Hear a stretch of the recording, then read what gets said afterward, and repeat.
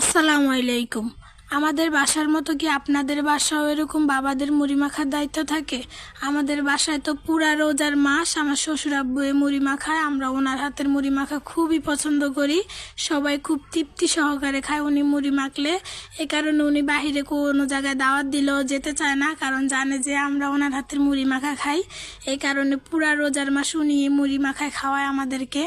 আমার শ্বশুর আব্বু কিন্তু মুড়ি মাখার মধ্যে অনেক কিছুই দেওয়ার চেষ্টা করে, যেমন ধরেন এই যে থানকুনি পাতা, তারপরে হচ্ছে কালি জিরা, তারপরে হচ্ছে ধনে পাতা, কাঁচামরিচ, তারপরে হচ্ছে কালি জিরা, মানে যা যা লাগে মুড়ি মাখার মধ্যে সব কিছুই দেয়। অনেক মজা হয় ওনার হাতের মুড়ি মাখা।